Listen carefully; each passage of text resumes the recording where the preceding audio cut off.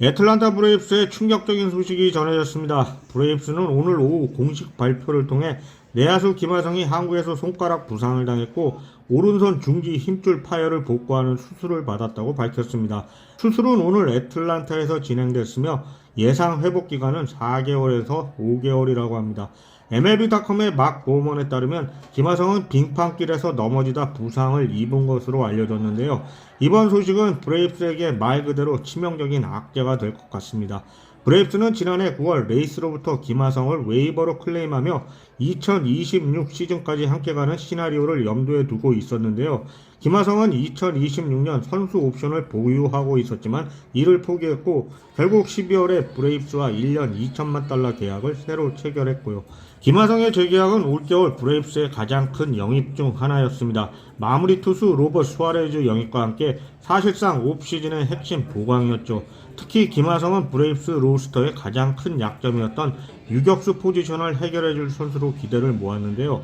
브레이브스는 지난 시즌 유격수 포지션에서 WRC 플러스 54를 기록했는데 이는 메이저리그 전체 꼴찌였습니다. 팬그래프 승리 기여도 역시 0.4에 그쳐 가디언스와 로키스보다 겨우 나은 수준이었고요. 건강할 때의 김하성은 리그 평균 수준의 타격과 리그 최정상급 수비를 바탕으로 매 시즌 3, 4승을 보장하는 선수인데요. 문제는 이제 건강할 때라는 전제가 점점 더 중요해지고 있다는 점입니다. 김하성은 2024년 8월 샌디에고 파드리스 소속으로 뛰던 중 오른쪽 어깨 관절 와순 파열이라는 큰 부상을 당했습니다. 이로 인해 시즌이 조기에 종료됐고 파드리스는 결국 치열했던 NLDS에서 월드 시리즈 우승팀 다저스의 5차전 끝에 탈락했습니다. 그럼에도 불구하고 레이스는 김하성의 재능을 믿고 지난 겨울 2년 보장 계약을 안겼는데요. 다만 어깨 수술 여파로 시즌 초반 결장이 불가피하다는 점을 감수한 선택이었죠. 하지만 이 도박은 성공하지 못했습니다. 김하성은 예상보다 회복이 늦어지며 올스타 브레이크 이후에야 레이스 데뷔를 했고 이후에도 허리와 종아리 부상으로 여러 차례 부상자 명단을 오르내렸습니다. 브레이브스로 웨이버 클레임 됐을 당시만 해도 김하성이 2026년 옵션을 행사할 가능성은 매우 높아 보였습니다. 하지만 9월 한 달 동안 24경기에서 보여준 준수한 활약이 그를 FA 시장으로 이끌었고 결과적으로 이는 현명한 선택이 됐습니다.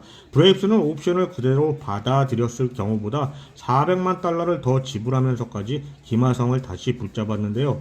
애틀란타가 이 선택을 한 이유는 분명했습니다. 유격수 시장이 극도로 얇았고 김하성은 트레이드 없이도 확실한 업그레이드를 제공할 수 있는 거의 유일한 선택지였기 때문이죠. 그는 지난 시즌 부진했던 공격을 되살릴 수 있는 카드였고 이미 휴스턴으로 트레이드된 닉 알렌보다 명확히 나은 주전 유격수였으니까요. 하지만 이제 그 효과를 보기까지는 시간이 필요합니다. 회복 일정이 가장 빠를 경우 5월 중순 복귀가 가능하지만 스프링 트레이닝을 통째로 놓치고 지난해 역시 부상으로 많은 시간을 보냈다는 점을 감안하면 실전 감각 회복까지는 더 시간이 걸릴 가능성도 큽니다. 그 공백을 메우기 위해 브레이브스는 당분간 마우리시오 두본을 주전 유격수로 기용할 전망인데요. 두본은 유틸리티로서는 가치가 있지만 매일 출전하는 주전으로는 한계가 있는 선수입니다. 벤치에서의 활용 가치가 사라진다는 점 역시 로스터 전체에 부담을 주게 되고요. 오늘 아침까지만 해도 완성형으로 보였던 브레이브 타선은 이제 분명 추가 보강이 필요한 상황이 됐습니다. 아이제아 카이너 팔레프와 같은 선수를 영입한다면 안정감은 확실히 높아질 수 있습니다. 하지만 브레이브스는 올겨울 김하성, 수아레즈, 마이크 야스트렘스키를 영입하며 약 5천만 달러 가까이 페이롤을 늘렸습니다.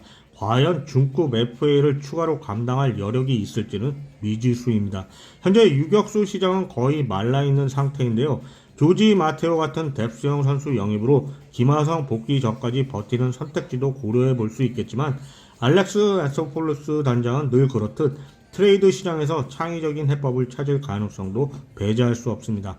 컵스의 니코 호노는 최근 알렉스 브래그먼 영입 이후 트레이드 루머에 자주 오르고 있으며 과거 유격수 수비 경험도 있습니다. 매치 역시 부비시의 트레이 이후 내야 자원이 넘치는 상황이지만 같은 지구 라이벌인 브레이브스의 로니 마우리시오나 루이스 앙헬 아쿠냐를 내줄지는 불확실합니다.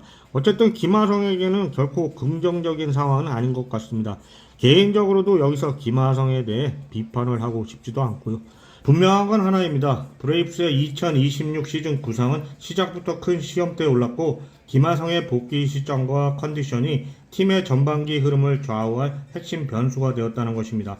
과연 브레이브스는 이 위기를 어떻게 돌파하게 될까요?